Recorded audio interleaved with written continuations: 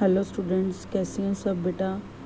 Human source management का बेटा हमने नेक्स्ट चैप्टर रिक्रूटमेंट स्टार्ट किया था। तो आज हम रिक्रूटमेंट के सोर्सेज करने जा रहे हैं। रिक्रूटमेंट सोर्सेज जो हैं वो डिफरेंट सोर्सेज हो सकते हैं, जहाँ से हम एम्प्लॉय जो एप्लीकेंट्स हैं उनके बारे में इंफॉर्मेशन है जो ले सकते हैं, ताकि उनको अट्रैक्ट किया जा सके पर्टिकुलर जॉब के लिए अप्लाई करने में, या पर्टिकुलर ऑर्गेनाइजेशन में अप्लाई करने के लिए। Before an organization actively begin recruitment, it should consider the most likely sources of the type of employ it needs. सबसे पहले इसकी रिक्वायरमेंट एंड नीड्स पता होना चाहिए, हमें किस तरह के एम्प्लॉयज़ हैं उनकी ज़रूरत है।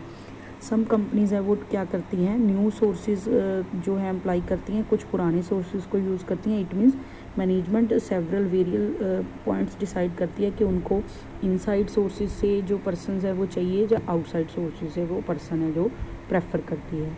तो मोस्ट इम्पॉर्टेंट ये पॉइंट्स हैं जो वो कंसीडर करती है। First, the effect of the policy on the attitude and actions of all the employees. कहता है कि अगर वो पॉलिसी ये बनाती है कि हमें इंटरनली चूज़ करेंगे तो उसका क्या इफ़ेक्ट पड़ता है लोगों पे, और अगर वो ये कहती है कि मैं जो है आउटसाइड से एम्प्लॉयज़ है जो वो चूज़ करनी है, सेलेक्ट करनी है, रिक्रूटमेंट करनी है, तो उसका क्या इफ़ेक्ट पड़ता है मॉरलिटी पे, लॉयल्टी पे, लोगों की क्या फ़र्क है जो पड़ता है, तो उस पर डिपेंड करता है। सेकेंड है the level of specialization required of employees. Level of specialization required of employees क्या है कि कितनी स्पेशलाइजेशन की ज़रूरत है, क्या उतने लोग हमारे पास अंदर अवेलेबल हैं, क्या उनको उतनी ट्रेनिंग देने की ज़रूरत है, जहाँ बाहर से बंदा हायर कर सकते हैं, तो कितनी स्पेशलाइज्ड नॉलेज एंड स्किल्स आपको ज़रूरत है उसमें। The emphasis on general economic policies on participation by employees at all levels. जब भी कोई इकोनॉमिक पॉलिसी आपकी कंपनी की जो है उस पर अगर आप न्यू एम्प्लॉयज़ है जो आउटसाइड से ले आते हो, तो इनएक्सपीरियंस्ड हैं जो फर्म में वो पर्सनस आ जाते हैं, तो वो जो है एक्टिवली पार्टिसिपेट कर पाएंगे या नहीं कर पाएंगे आपकी जो इकोनॉमिक पॉलिसी से रिलेटेड डिसीजंस हैं उस पर, तो इकोनॉमिकली आप पे कितना बर्डन ज़्यादा डलेगा।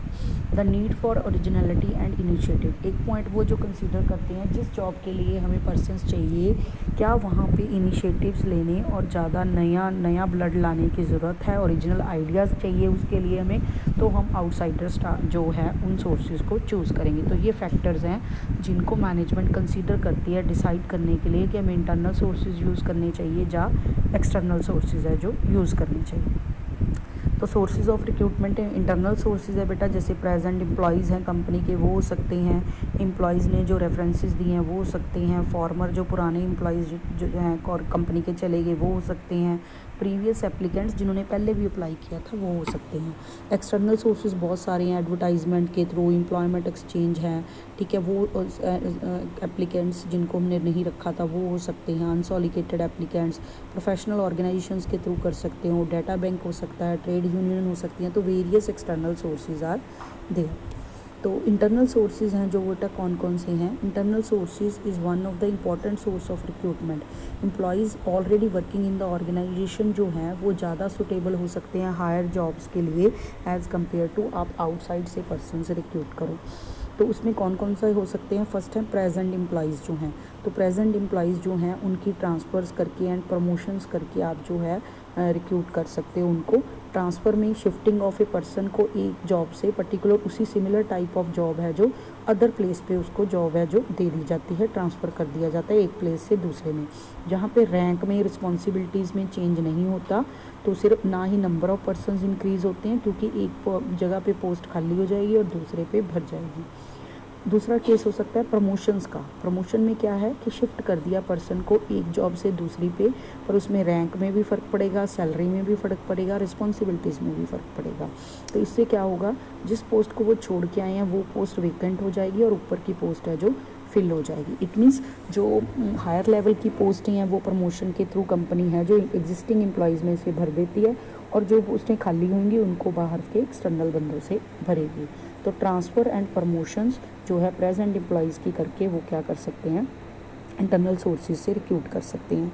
अब इनमें जब भी प्रमोशंस की बात आती है तो वहाँ सीनियरिटी वर्सेस मेरिट की बात आती है कि जो बंदा सीनियर है उसको प्रमोट किया जाए, अगली लेवल की जो स्टेज है उस पर प्रमोट किया जाए, या फिर जो बंदा मेरिट वाइज जिसकी स्कोरिंग ज़्यादा बनती है, जो काम ज़्यादा कर रहा है, इनिशिएटिव ज़्यादा ले रहा है, या उसकी मार्क्स शीट्स देखी जाएँ उसमें ज़्यादा बनती है तो उसको किया जाए। तो दोनों के अलग अलग एडवांटेजेस हैं। अगर आप सीनियरिटी बेसिस पे करते हो प्रमोशन तो एक तो डिसिप्लिन की फीलिंग आती है और सीनियर पर्सनस के लिए रिस्पेक्ट होती है। दूसरा, वो अपने आप को रिकॉग्नाइज़ करते हैं अपनी कंपनी के साथ कि उनका राइट है सीनियर पर्सन का कि उनको प्रमोशन मिले क्योंकि उन्होंने इतने साल कंपनी के साथ काम किया है। एम्प्लॉयज़ जो हैं उनको ऑलरेडी अपना फ्यूचर प्रॉस्पेक्ट पता है कि मुझे फ्यूचर में प्रॉस्पेक्ट मिल सकता है, प्रमोशन मिल सकती है। मोर पीस इन द ऑर्गेनाइजेशन होगा क्योंकि ज़्यादा जो है उसको एक्सप्लेन करने की ज़रूरत नहीं है क्योंकि एज में जो सीनियर होगा उसको जो प्रेफरेंस है दी जाएगी। सबसे चीपेस्ट सिस्टम ऑफ रिक्रूटमेंट है, सबसे सस्ता सिस्टम है। Existing man power can be use to an optimum level, जो एग्जिस्टिंग मैन पावर है उसको आप अच्छे ढंग से यूज़ है जो कर सकते हो। This system is very simple to operate, तो ज़्यादा परेशानी इसमें नहीं आती। दूसरी एडवांटेजेस हैं, मेरिट्स हैं। मेरिट बेस पे अगर आप करते हो उनके मार्क्स, उनकी इनिशिएटिव्स को देख के, इससे लोग जो हैं वो ज़्यादा मोटिवेट होंगे, इनिशिएटिव लेंगे और अपनी नॉलेज स्किल्स है उसको लेके आगे आएंगे। दूसरा, it leads to better performance, employees की परफॉर्मेंस बेटर होगी, उनको पता है तभी मुझे प्रमोशन मिलेगी अगर मैं अच्छा काम करूँगा। एबल एंड कॉम्पिटेंट पर्सनस है वो स्टे करेंगे ऑर्गेनाइजेशन में क्योंकि उनको पता है कि मेरे काम को देखते हुए मुझे प्रमोशन मिल सकती है, तो लंबे समय तक आपसे जुड़े रहेंगे। It is logical and scientific system of promotion, logical system है और साइंटिफिक तरीका भी है, but it depend upon the management decisions. It may be possible कि दोनों का मिक्स है जो यूज़ किया जाए, सीनियरिटी एंड मेरिट का। डिसएडवांटेजेस हैं जो प्रमोशंस की क्या हैं, डिसफंक्शनल हो जाती है ऑर्गेनाइजेशन, बाहर का बंदा अंदर ही नहीं आता, न्यू आइडियाज़ इनिशिएटिव्स नहीं आते, तो ऑर्गेनाइजेशन में बंदे काम करना है वो कम कर देते हैं क्योंकि उन्हें पता है कि हमें ही प्रमोशन दी जाएगी, और इन ब्रीडिंग हो जाती है, दैट इज़ सेम बंदे, भाई भतीजावाद जिसको हम कहते हैं कि अब मैं नहीं है तो मेरा बेटा करेगा काम, मेरे बेटे के बाद मेरा पोता करेगा काम, तो वो चीज़ें हैं जो ऑर्गेनाइजेशन में चलनी शुरू हो जाती हैं। उसके बाद है फर्स्ट हमारा था प्रेजेंट एम्प्लॉयज़ को यूज़ करके इंटरनल सोर्स, सेकंड हमारा है एम्प्लॉय रेफरेंस, जो एम्प्लॉयज़ ऑलरेडी काम कर रहे हैं ऑर्गेनाइजेशन में वो जो रेफरेंसेस देते हैं अपनी फैमिली में से, फ्रेंड्स में से, उनको आपको जो है रेफरेंसेस दे सकते हैं, इंट्रोड्यूस कर सकते हैं, लेटर ऑफ इंट्रोडक्शन दे के उनको अप्लाई करवा सकते हैं। ये भी बहुत सस्ता और अच्छा तरीका है ज़्यादा लोगों को अप्लाई कराने का, कंपनी में रिक्रूटमेंट के लिए अच्छा डाटा कलेक्ट करने का। थर्ड आपके पास है फॉर्मर एम्प्लॉयज़। फॉर्मर एम्प्लॉयज़ कौन से एम्प्लॉयज़ हैं, वो ये भी एक इंटरनल तरीका है, वो पर्सन्स जो जॉब छोड़ के चले गए थे लेकिन आपकी कंपनी में दोबारा आना चाहते हैं, they are interested to come back into the job. तो एडवांटेज इसकी क्या है, तो परफॉर्मेंस है जो ऑलरेडी उन बंदों की हमें पता है और इंटरनली ही आपसे रिक्रूट हो जाएंगे, ऑलरेडी उनका रिकॉर्ड आपके पास है। नेक्स्ट वन है previous applicants, although not and internal store actually है भी नहीं है, लेकिन टू सेंस अगर कहा जाए तो कुछ लेवल तक है भी है। किस तरीके से है बेटा, क्योंकि जो प्रीवियस एम्प्लॉयज़ अप्लाई किया था जिन लोगों ने जॉब से, उनको कॉन्टैक्ट किया जाए। इनएक्सपेंसिव तरीका है, आपके पास उनका कोई ना कोई एड्रेस, फ़ोन नंबर या ईमेल आईडी पड़ी होगी तो उनके तरीके से आप जो है उनको कॉन्टैक्ट कर सकते हो। तो इंटरनल जो सोर्सेज हैं उसके क्या फ़ायदे हैं, एडवांटेजेस हैं, मेरिट्स हैं। इम्प्रूव्स मॉरल, जो एम्प्लॉयज़ हैं उनका मॉरल अप होता है क्योंकि मोटिवेट होते हैं कि हम अगर काम करेंगे तो हमें और अच्छे मौके हैं जो मिल सकते हैं। सेकंड जो है प्रॉपर इवैल्यूएशन हो सकती है, अगर इवैल्यूएट करना है कोई बंदा कैसा काम कर रहा है तो वो बहुत अच्छे तरीके से किया जा सकता है, क्योंकि इंटरव्यू वाले बंदे के आपने 10 मिनट इंटरव्यू लेके आप उसको पूरी तरह से जो है इवैल्यूएट नहीं कर सकते। इकोनॉमिकल तरीका है, ज़्यादा खर्च करने की ज़रूरत नहीं है इंटरनल सोर्सेज पे। प्रमोट्स लॉयल्टी, लोगों के बीच में लॉयल्टी की भावना आती है, कंपनी के प्रति उनकी जो वफादारी है वो इंक्रीज़ होती है। मोटिवेशनल टेक्निक, जो एम्प्लॉयज़ ऑफ द ऑर्गेनाइजेशन है मोटिवेटेड रहते हैं, इनिशिएटिव्स लेते हैं क्योंकि उनमें मोटिवेशन आ रही है कि हम में से ही बंदे प्रमोट किए जाएंगे। सोशल रिस्पॉन्सिबिलिटी, जो कंपनी है उनकी सोशल रिस्पॉन्सिबिलिटी भी है कि जो की एम्प्लॉयज़ इन द कंपनी है, एग्जिस्टिंग एम्प्लॉय है, उनको सेटिस्फाई किया जाए। स्टेबिलिटी ऑफ एम्प्लॉयज़, लंबे समय तक जो लोग हैं वो आपकी कंपनी के साथ जुड़े रहते हैं। ट्रेड यूनियंस भी जो हैं वो इंटरनली ही एम्प्लॉयज़ की प्रमोशन को सपोर्ट करती हैं। डीमेरिट्स क्या है इंटरनल सोर्सेज की? इंटरनल सोर्सेज हैं जो इनब्रीडिंग है, जो उसको इट मीन्स भाई भतीजावाद, मेरा बेटा फिर उसके बाद मेरा बेटा उसका बेटा काम करता रहे, उसको है जो वो करता है। दूसरा है सोर्सेज है जो वो ड्राई अप हो जाते हैं, जो ऑलरेडी काम कर रहे बंदे हैं उनकी एफिशिएंसी है पहले से कम हो जाती है जैसे जैसे एज फैक्टर आता है, ये कारण है। नेक्स्ट वन है जॉब रिक्वायर ओरिजिनल थिंकिंग, जिन चीज़ों में नई आइडिया, नए लोगों की ज़रूरत है, नई थिंकिंग, नई सोच की ज़रूरत है, वहाँ पे ये काम नहीं करता। Likes and dislikes of personal management है जो, वो भी यहाँ पे पार्शलिटी वाला सिस्टम है जो वो ज़्यादा चलता है। ये थे आपके इंटरनल सोर्सेज और उनके एडवांटेजेस एंड डिसएडवांटेजेस। नेक्स्ट आपके पास है बेटा एक्सटर्नल सोर्सेज। तो एक्सटर्नल सोर्सेज कौन से सोर्सेज हैं रिक्रूटमेंट के? वो सोर्सेज जो आउटसाइड द ऑर्गेनाइजेशन है, उन पर्सनस में से हम रिक्रूट करें पर्सनस को। तो फर्स्ट मेथड क्या है बेटा? एडवर्टाइजमेंट। तो न्यूज़पेपर है, टीवी है, ठीक है, पैम्फलेट्स के थ्रू है, तो होर्डिंग्स लगा के है, डिफरेंट तरीके से एडवर्टाइज़ किया जाए ताकि अच्छे से अच्छे लोग आपकी कंपनी के लिए रिक्रूट करें, आएँ, अट्रैक्ट हों कंपनी के लिए और अप्लाई करें। एम्प्लॉयमेंट एक्सचेंजेस, जो एम्प्लॉयमेंट एक्सचेंजेस गवर्नमेंट की तरफ से बनी होती है, उनके पास सोर्सेज होती हैं, इन्फॉर्मेशन होती है कि कौन कौन बंदे हैं, उनके पास क्या डिग्री है, उनकी क्या क्वालिफ़िकेशन है, उनके बारे में जो सारा डाटा उनके पास होता है, वहाँ से भी आप जो है रिक्रूट के लिए पर्सनस है जो उनको कॉन्टैक्ट कर सकते हो। अनसॉलिकेटेड एप्लीकेंट्स वो हैं जिनको आप टेलीफोनिकली या पोस्ट के थ्रू पर्सनस है जो उनको बुला सकते हो। Person in search of employment, जो लोग जॉब ढूंढ रहे हैं उन बंदों को आप कांटेक्ट कर सकते हो। उसके बाद है प्रोफेशनल ऑर्गेनाइजेशंस। आप प्रोफेशनल ऑर्गेनाइजेशन को हायर कर सकते हो जिनके पास लोगों के बायोडाटा आते हैं, जो लोग जॉब्स दिलाने का काम करते हैं उनसे करवा सकते हो।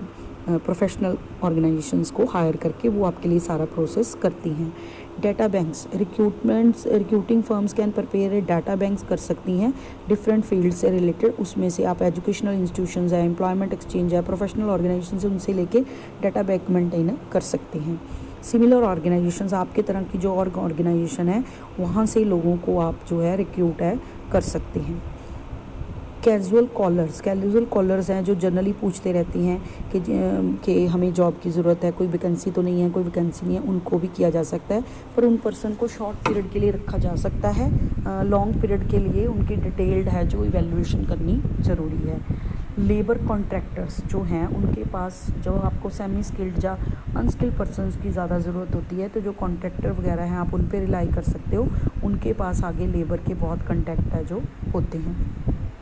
नेक्स्ट है ट्रेड यूनियन के पास बहुत सारी रेफरेंसेस हो सकते हैं जो लोग जॉब की लेना चाहते हैं, तो मैनेजमेंट ट्रेड यूनियन के साथ भी जो है उनके रेफरेंस के थ्रू भी जॉब्स है जो उनको रिक्रूटमेंट के लिए लोगों को अट्रैक्ट कर सकते हैं। गेट रिक्रूटमेंट, जो अनस्किल्ड वर्कर्स होते हैं वो फैक्ट्री गेट पे भी क्या करते हैं, industries like jute large number of workers है जो वो क्या करते हैं, बदलते रहते हैं, तो उनके लिए वो गेट पे वैकेंसी लगा के रखते हैं, तो जो लोग आते हैं वो वहाँ पे अपना नाम और वो कॉन्टैक्ट नंबर वगैरह लिखवा के चले जाते हैं।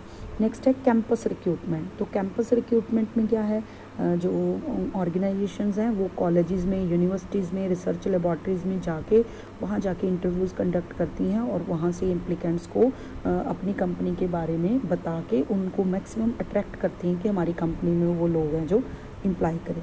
नेक्स्ट है रिक्रूटिंग एजेंसीज़। कुछ ऐसी रिक्रूटिंग एजेंसीज़ है, कंसल्टेशन फर्म्स हैं जो ये काम करती हैं कि जो डाटा कलेक्ट करके देती हैं ताकि आप बहुत सारे लोगों को अपनी कंपनी में अप्लाई करा सको। नेक्स्ट वन है बेटा वॉक इन, राइटिंग्स एंड टॉकिंग्स। इसका मतलब क्या है कि आप आके सीधा इंटरव्यू दे सकते हो। कहता आजकल के जो न्यूज़पेपर हैं वो भरे पड़े होते हैं वॉक इन इंटरव्यू लिख के। इसमें क्या है कि बंदा जो आएगा वो जो अपने डॉक्यूमेंट साथ लेके आएगा, इंटरव्यू है, आप उस टाइम पे पहुंचो और अपनी, तो मतलब पहले से अप्लाई करने की कोई ज़रूरत नहीं, आप मौके पे आके ही वहाँ पे अपना नाम दे के जो इंटरव्यू है उसमें शामिल हो सकते हो। In writings job seekers send written inquiries that they are asked to complete application forms for further processing. तो राइटिंग्स में क्या है, वो आप राइटिंग्स में अपने बायोडाटा छोड़ दो तो उसके बाद वो आपको कंटैक्ट है जो कर लेंगे। उसके बाद है डिस्प्लेस्ड पर्सनस। डिस्प्लेस्ड पर्सनस कौन से हैं? जो जिनको कहीं से निकाल दिया गया है, जो उजड़ गए हैं, जहाँ पे मान लो कि बर्बाद हो गया है कोई एरिया और वहाँ के लोग हैं जो वो इधर उधर घूम रहे हैं, तो ये सोशल रिस्पॉन्सिबिलिटी की भी बनती है कंपनी की कि उनको जो है उनकी कंडीशंस को सुधारने के लिए उनको जो जॉब अपॉर्चुनिटीज़ हैं दी जाएँ, तो वो पर्सनस हो सकते हैं। कंपटीटर्स हो सकते हैं, जो राइवल आपकी फर्म्स हैं, कंपटीटर फर्म्स चाह रही हैं, उनमें से आप एम्प्लॉयज़ को कन्विंस करके अच्छी ऑफ़र करके वहाँ के लोगों को अपनी कंपनी में अप्लाई करा सकते हो। इसको पोचिंग भी बोला जाता है बेटा, POACHIN जी, पोचिंग। और रेडिंग मतलब सामने की पार्टी के बंदे को पटा लेना, उसको बोलते हैं। उसके बाद एक्सटर्नल रिक्वायरमेंट है, रिक्रूटमेंट है, उसके क्या फ़ायदे हैं, कैसे सूटेबल है। सूटेबल कैंडिडेट हैं जो स्किल, नॉलेज और नई इनिशिएटिव वाले बंदे बाहर से मिल सकते हैं। दूसरा, नई आइडियाज़ हैं, नई टेक्निक्स हैं जो कंपनी में आएंगी और स्किल्ड पर्सनस कंपनी में आएंगे। Candidate will be without pre conceived notions और रिजर्वेशंस। जो पहले से एम्प्लॉई आपकी कंपनी में काम कर रहे हैं, उनकी कुछ सोच अपनी कंपनी के प्रति जो बन चुकी है, वो सोच नई एम्प्लॉयज़ की नहीं होगी।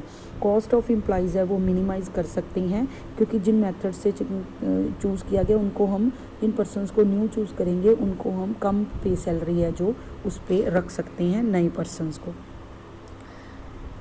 The entry of new persons with varied expansion and talent. बहुत सारा टैलेंट है जो नया आएगा। The existing employee will also broaden their personality. जो एग्जिस्टिंग एम्प्लॉई है वो भी कम्पीट करने के लिए नए एम्प्लॉयज़ के जैसा बनना, या उनके जैसी पर्सनैलिटी डेवलप करने की कोशिश करेंगे। Entry of qualitative persons from the outside. जो इंटरेस्ट ऑफ ऑर्गेनाइजेशन है वो लॉन्ग रन में क्या होगा, अच्छा होगा, वो आके कंपनी के साथ जुड़ने की कोशिश करेंगे। डिसएडवांटेजेस क्या हैं एक्सटर्नल रिक्रूटमेंट की? एक तो एक्सपेंसिव है, टाइम कंज्यूमिंग है, लोगों को, बाहर के लोगों को आप लेके आ रहे हो तो उसमें एक्सपेंसेस भी ज़्यादा होंगे। एडवर्टाइजिंग करेंगे, जब आपको कैंपस इंटरव्यूज़ करनी पड़ेंगी तो बहुत सारा खर्चा होता है और टाइम कंज्यूमिंग प्रोसेस भी है। सेकंड जो है, अनफेमिलियर बंदे आ रहे हैं ऑर्गेनाइजेशन में तो उनको ज़्यादा ओरिएंटेशन एंड ट्रेनिंग की ज़रूरत पड़ेगी। If higher level jobs are filled from external sources, तो मोटिवेशन है जो एम्प्लॉयज़ की वो इफ़ेक्ट होएगी, वो मोटिवेट नहीं रहेंगे, डिप्रेस होएंगे, क्योंकि उनमें से प्रमोशंस है जो नहीं की गई, बाहर के बंदे को लाके उनके ऊपर बिठाया गया है। तो ये थे बेटा आपके एक्सटर्नल एंड इंटरनल के कौन कौन से जो हैं सोर्सेज हो सकते हैं। मिलते हैं बेटा नेक्स्ट वीडियो में।